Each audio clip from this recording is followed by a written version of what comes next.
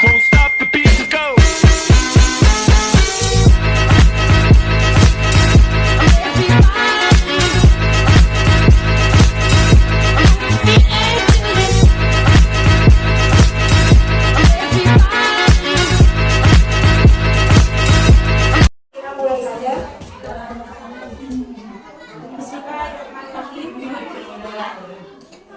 Assalamualaikum warahmatullahi wabarakatuh. Waalaikumsalam warahmatullahi wabarakatuh.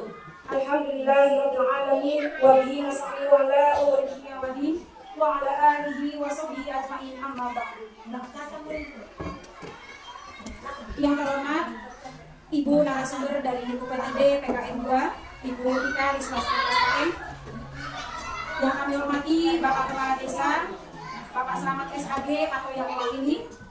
Yang kami hormati Kepala Sekolah dan rekan guru TK PGRI Desa Mandala, serta wali murid TK PGRI Desa Mandala yang berbahagia yang kami hormati pula. Jadi izinkan saya memperkenalkan diri, nama saya Ika Riswanti, saya dari saya dari bagian promosi kesehatan. Jadi memang saya bukan medis, saya tidak melakukan pemeriksaan, saya tidak melayani dalam bentuk kartu di dalam dua seperti ini untuk menggunakan masyarakat. Ini sebenarnya di sini sehat ya. Alhamdulillah, sehat itu kunci utama ya. Kalau ibu tidak sehat, ibu tidak akan di sini hari ini ya. Pertama sehat, kedua nggak ngantuk ya bu.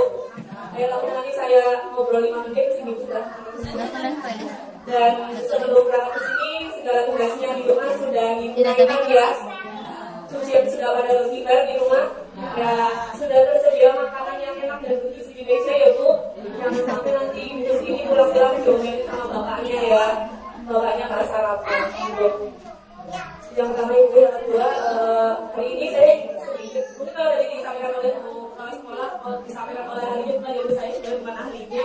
Mungkin saya sedikit lebih tahu dengan ibu. Karena saya lebih senang menyebut pertemuan kita hari ini sebagai sharing session ya, sharing is caring ya. Kita berbagi pengalaman, saya ingin menyampaikan apa yang saya tahu dan mungkin nanti ibu juga sebagai ibu pasti kan masing-masing itu punya pengalaman ya yang didapatkan dari anaknya. Karena punya anak itu sebenarnya belajar ya untuk mendapatkan banyak sekali pengalaman. Kita sharing ya sebagai jadi tidak hanya saya yang aktif, tapi saya harapnya juga ibu semuanya di sini aktif. Kalau ibu di sini aktif berarti apa yang saya sampaikan itu tersampaikan kepada ibu.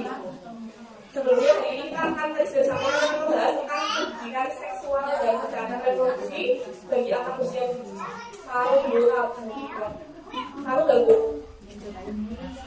Ya kalau mungkin kebanyakan masyarakat kita masih banyak yang menganggap bahwa mengadakan pendidikan seksual pada anak yang masih bocil ya.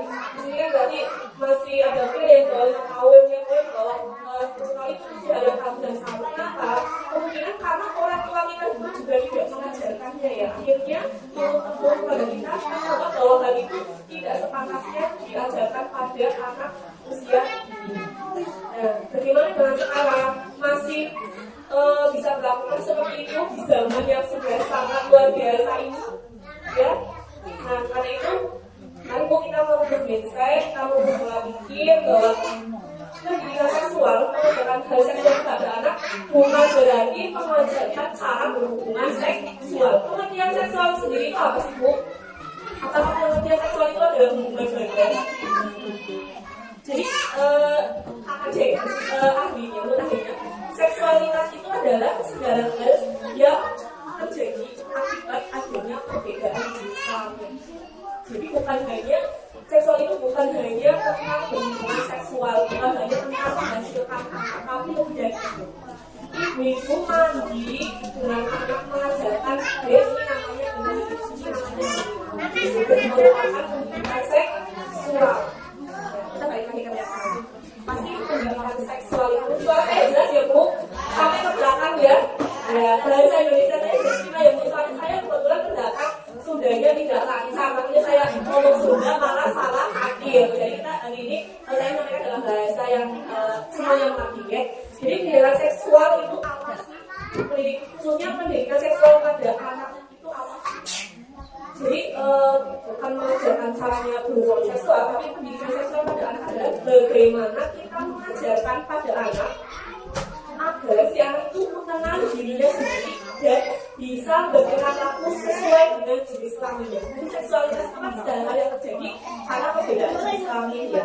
Makanya kita bisa mengajarkan kepada anak laki-laki, anak perempuan bagaimana mereka bisa berpikir sesuai dengan jenis kelaminnya. Sebelum masuk ke situ, kita harus tahu dulu alasannya. Kenapa sih Bu kita harus mengajarkan pendidikan seksual pada anak? Emang nggak cukup kita mengajarkan doa sebelum makan, mengajarkan cuci tangan sebelum makan? Emang nggak cukup itu? Anak-anak kayaknya nggak butuh deh pendidikan seksual. Kayaknya itu terlalu dewasa. Kita harus tahu kenapa kok kita harus melakukan ini. Jadi berdasarkan data ya Bu, ini data dari Kementerian Pemberdayaan Perempuan dan Perlindungan Anak tahun 2022. Indonesia itu darurat kekerasan seksual pada anak.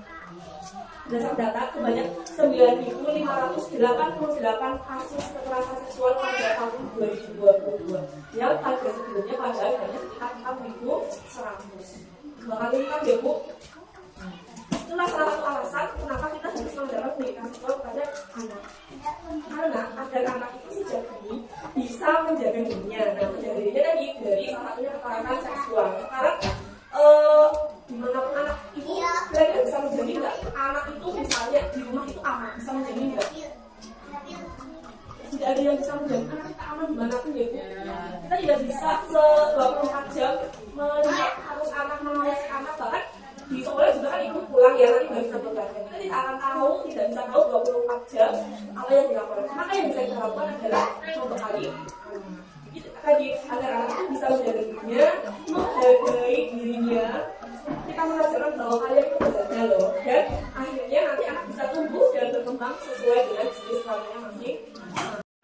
Atau Bu, kalau ibu vaginanya bersih, insya Allah tidak bau.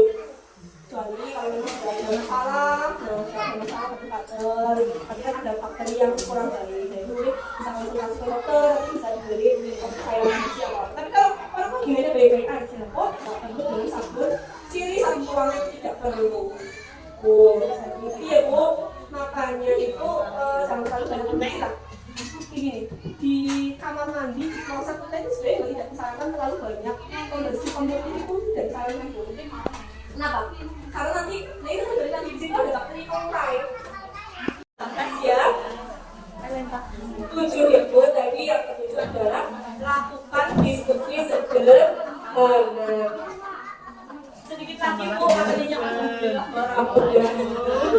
yang kedelapan adalah ajarkan pada anak tentang lingkungan sekitar. Lingkungan sekitar itu siapa Bu? Coba sebutkan, saya mau tahu persepsi Ibu tentang lingkungan sekitar. Ya tempat main, Terus? ya temen Tangga, terus? Di sekolah. Apa Bu? Bibi? sekolah. Sekolah. Tempat bersih ya betul, itu betul. Ada lagi? Ibu sudah menyebutkan tetangga, sekolah, tempat ngaji, tapi ibu minta lingkungan terdekat, keluarga inti, saudara jauh, ya. Anak-anak mulai mengenalkan dari sekarang. Karena apa? Kenapa anak perlu tahu mana keluarga inti, mana saudara, mana orang, mana kenalan, dan mana orang asing. Jadi di sini nanti anak bisa merespon bagaimana kalau ada orang asing, ya Bu. Jadi anak harus tahu batasan sampai mana mereka bisa berperilaku. Jadi kalau sama saudara boleh seperti ini. Kalau sama seorang lain atau orang asing tidak boleh seperti ini. Sederhana. Jadi kamu kalau pulang sekolah diajak sama orang yang kenal jangan mau ya.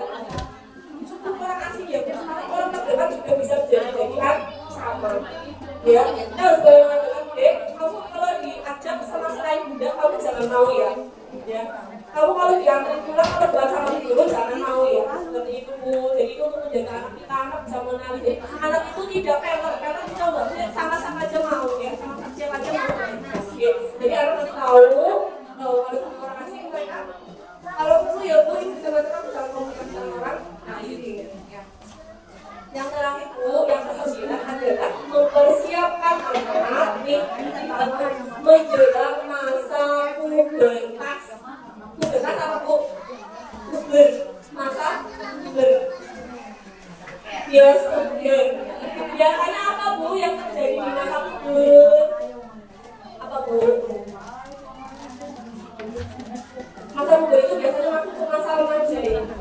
remaja itu ada usia antara 10 sampai 12 tahun itu udah masuk remaja loh Bu. Itu sudah masuk remaja awal.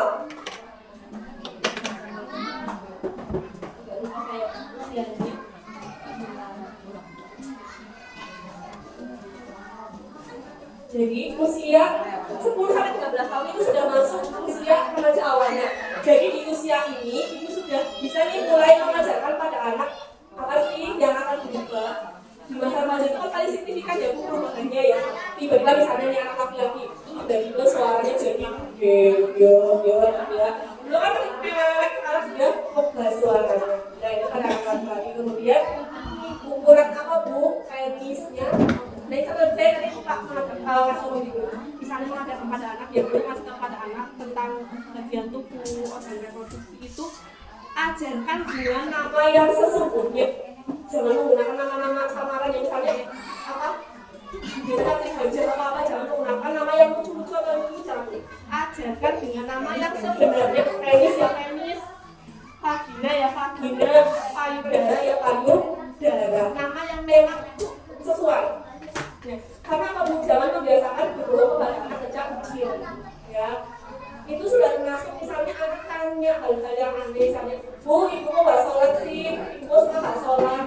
Bisa kasih tahu, iya deh, karena ibu setiap bulan itu ada menstruasi itu berarti keluar darah dan itu memang setiap perempuan mengalami. Jadi setiap bulan pasti ibu atau teteh pasti ada sholatnya, ya. Jangan bohong misalnya, iya deh, ibu lagi malas, ibu lagi nggak mau jangan seperti itu ya. Oke, ajaran yang sesungguhnya tapi memang dengan bahasa yang lebih lembut, dengan bahasa yang jangan terlalu vulgar. Karena apa Bu? Saat anak bertanya, itu artinya sebenarnya anak sudah siap menerima informasi.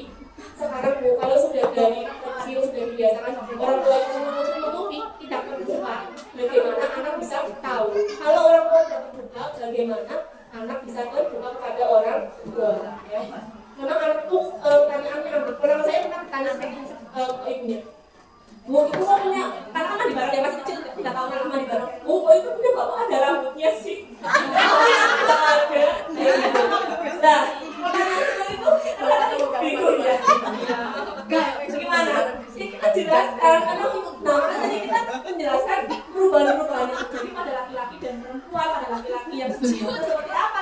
Ya memang seperti itu deh. Nanti Anda juga kalau sudah besar akan tumbuh rambut di daerah sini. Maksudnya perempuan juga, karena gue ada, Bu, kok di foto pernikahan ibu sama bapak aku ada.